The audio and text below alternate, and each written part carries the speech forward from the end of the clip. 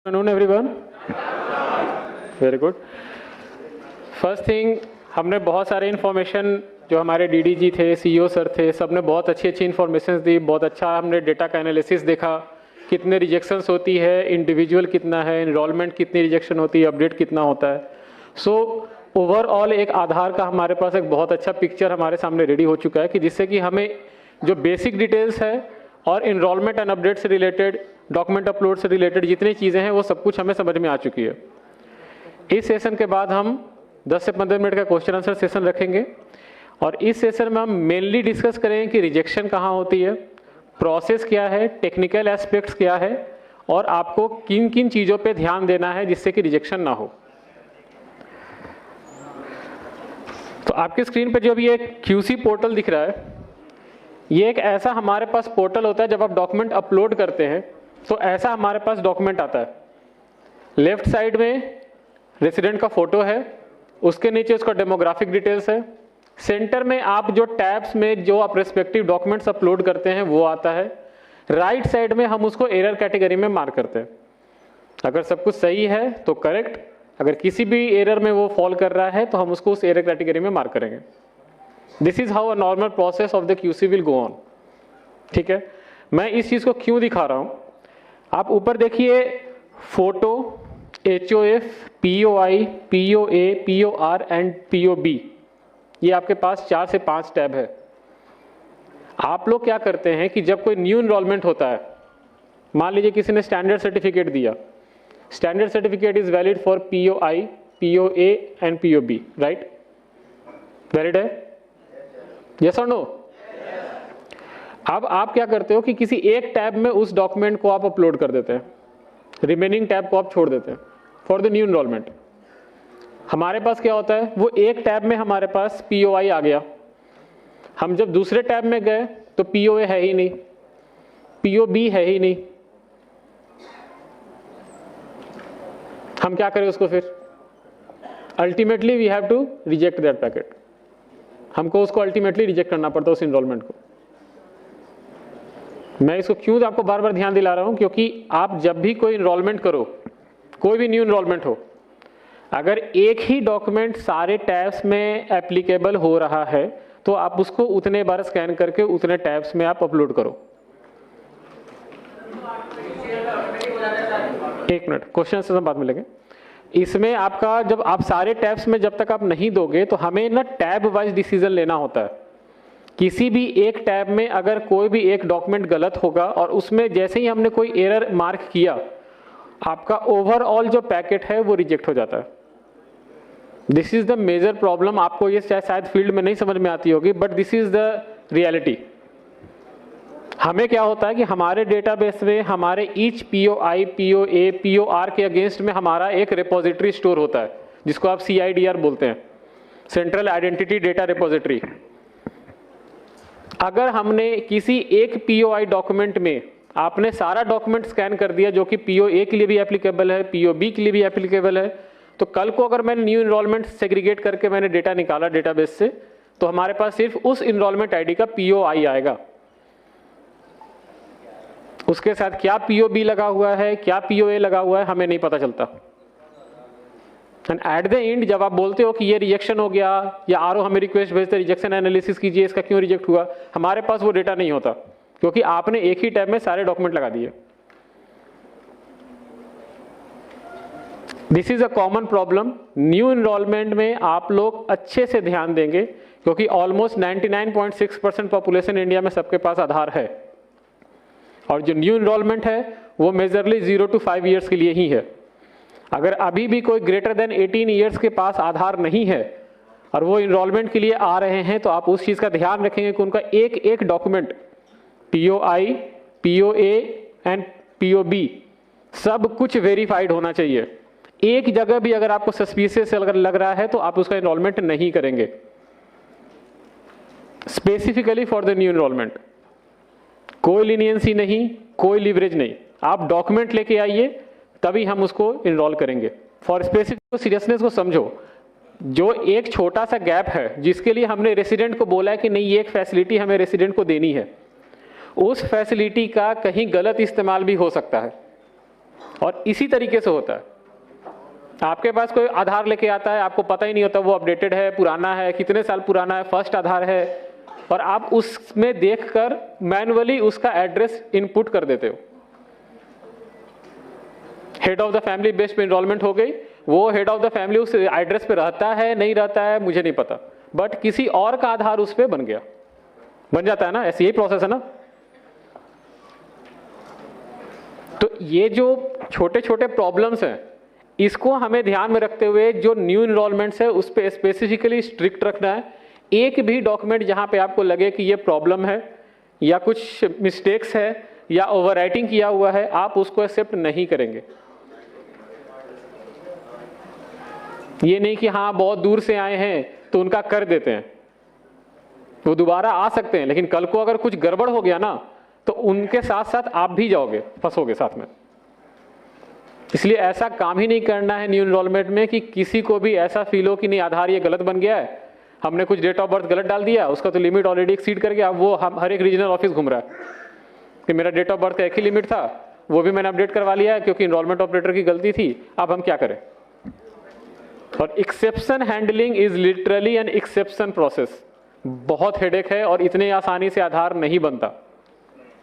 शायद कुछ लोगों को पता होगा कि एक्सेप्शन प्रोसेस बहुत क्रिटिकल है और इतने आसानी से कोई भी रीजनल ऑफिस उसको अप्रूव नहीं करते। जो आप नेम चेंज या किसी के फादर्स का नेम को पिक कर लेते हो, किसी के मिडिल नेम पिक कर लेते हो, और कोई भी एक पीओआई डॉक्यूमेंट लगाता है जिसमें रिलेशनशिप स्टैब्लिश हो जाता है, और वो उस रिलेशनशिप स्टैब्लिश की वजह से आप उसका पीओआई मान के उसका नेम अपडेट कर देते हो। This is a very critical scenario. ये सारी चीजों को आप ध्यान में रखिए। आप ये मत समझिए कि मुझे एक सर्विस है, मैं एक सर्विस दे रहा हूं और उस सर्विस देने के बाद माई रिस्पॉन्सिबिलिटी इज ओवर। नहीं, रिस्पॉन्सिबिलिटी आपकी तब तक खत्म नहीं होती है जब तक उसका सही आधार नहीं बनता।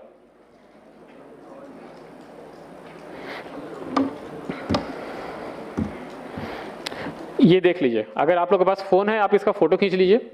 This is a very critical जो आपका इंफॉर्मेशन है कि DOE 1 क्या होता है, DOE 2 क्या होता है, बायोमेट्रिक क्या होती है, बायोमेट्रिक एरर 2 क्या होता है, ये सारे एरर्स का आप एक फोटो खींच लो, अपने पास रेफरेंस के लिए आप रख लो।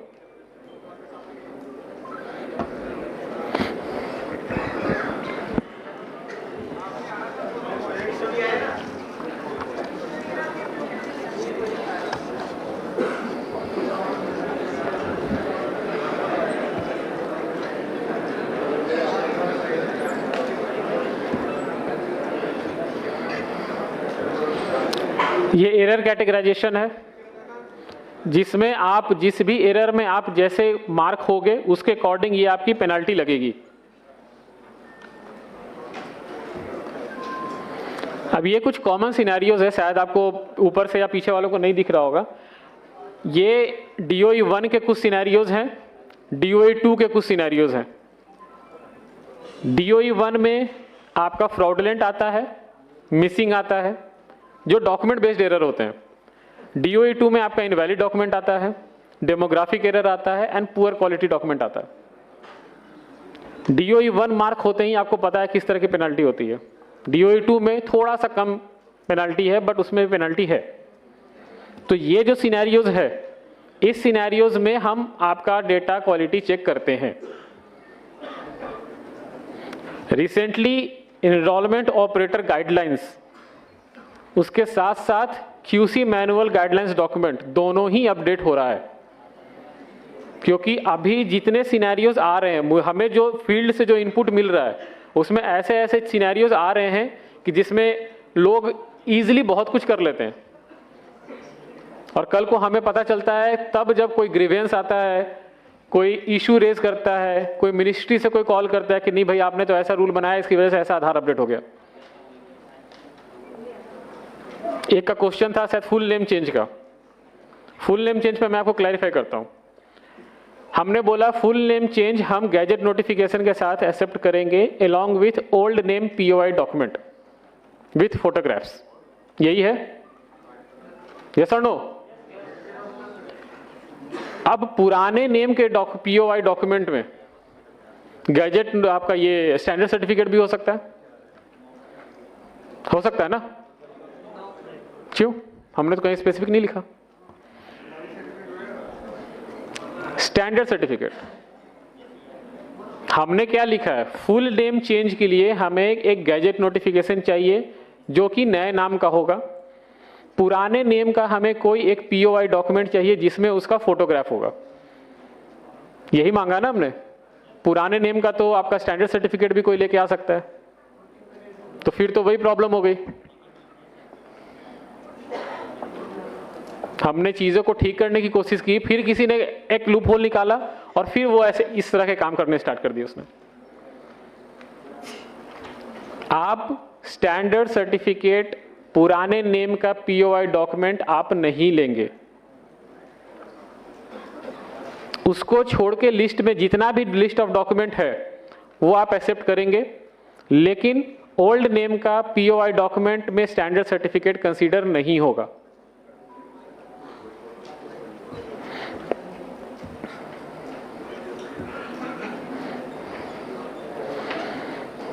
ये कुछ कॉमन मिस्टेक है जो मैं आपको दिखाना चाहता हूं। यहां पे फर्स्ट में है gender photo mismatch. Enrolment operator ने गलती से या इंटेंशनल या non intentional, I don't know, हमें नहीं पता चलता कि वो जानबूझ के कर रहा है या गलती से हो गई है, बट यहाँ पे फोटो किसी मेल का है और वहां पे इनपुट मेरे पास मैसेज आया female.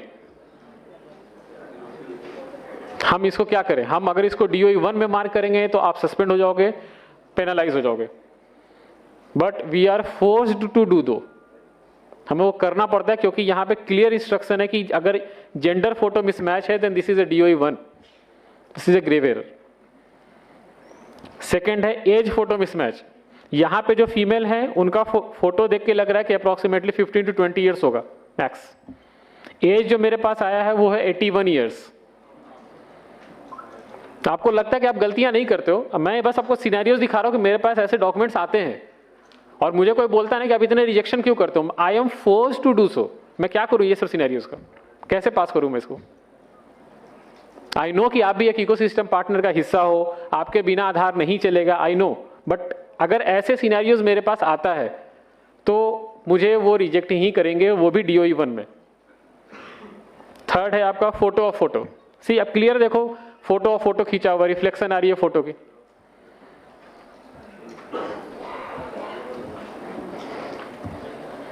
Unparliamentary language, human photo missing, देखो कुछ भी फोटो डाला हुआ है वहां पे। अगर इस पे आधार बन जाता है तो फिर से कल को वही होगा कि हनुमान जी का फोटो आधार बन गया, भगवान का आधार बन गया, किसी और का आधार बन गया, फिर आप हंसोगे बोल के ये कि देखो किसी का भी आधार बन जाता है। क्यों बन जाता है? क्योंकि हम ही गलती करते हैं। वो शायद हम उसको रिजेक्ट नहीं कर पाए और आपने उसको हमें फोर्सफुली भेजा कि आप इसको देखो, हमसे मिस हो गया और वो जनरेट हो गया।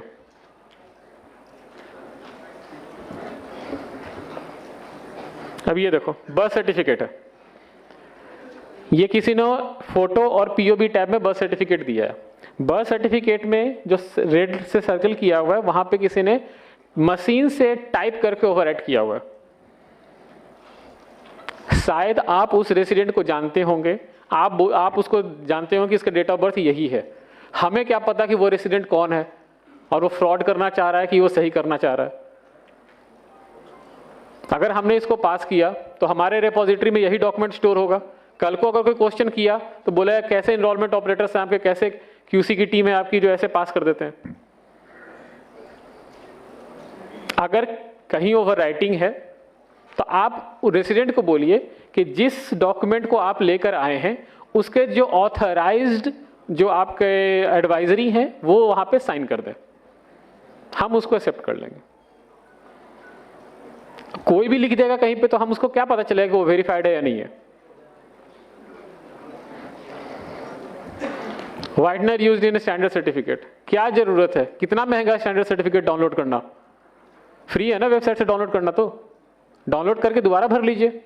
वाइटनर क्यों लगाना? और उसको आप एक्सेप्ट भी क्यों करते, क्यों भेजते हैं हमारे पास?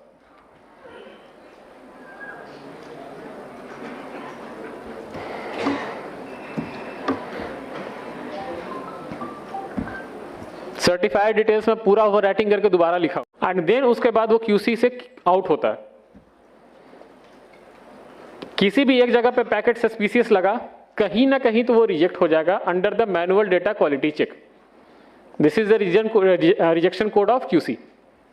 इसको छोड़ के अगर कोई भी रिजेक्शन है that is not related to the QC, all are related to the different process of the सेडा।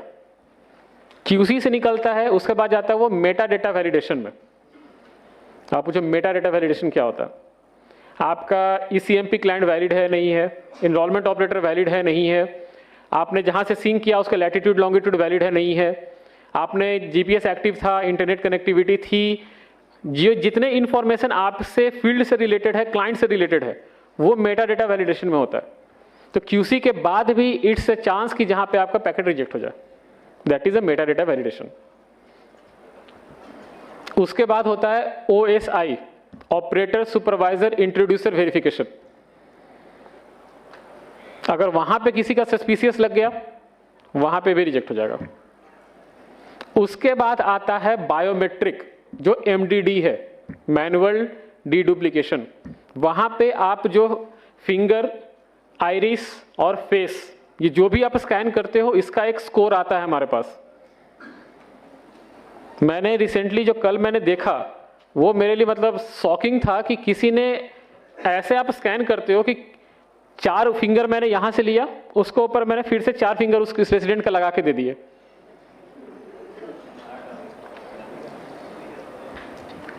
ये मैंने आंखों से देखा कि ऐसे पैकेट वहां पे आते हैं।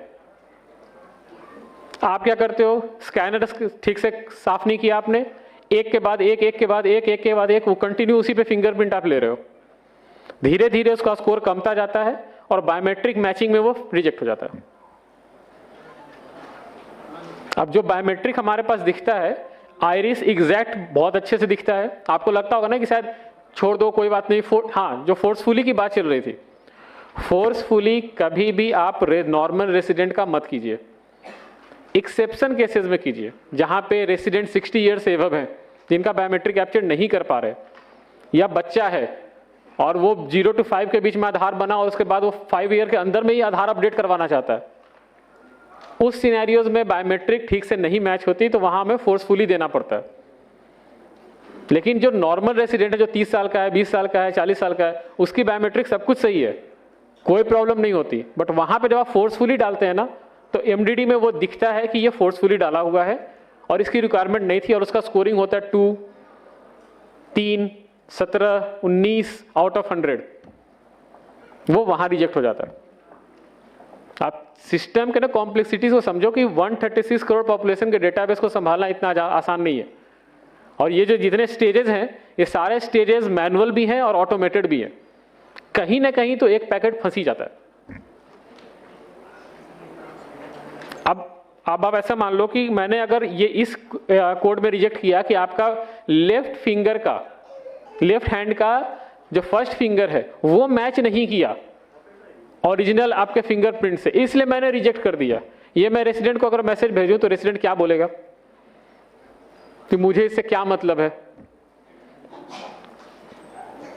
ये आपकी परेशानी है, ये हमारी परेशानी है। This is not a resident headache.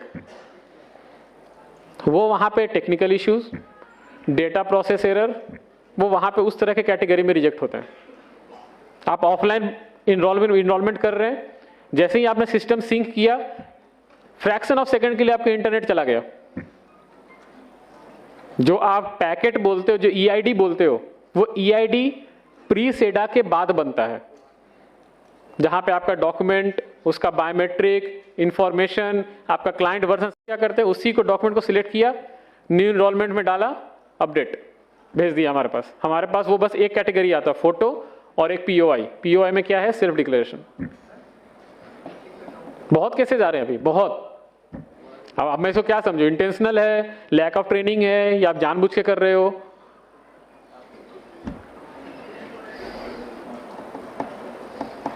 तो ये एक कॉमन सिनेरियोज थे, और जो मेरा एक्सपीरियंस था वो मैंने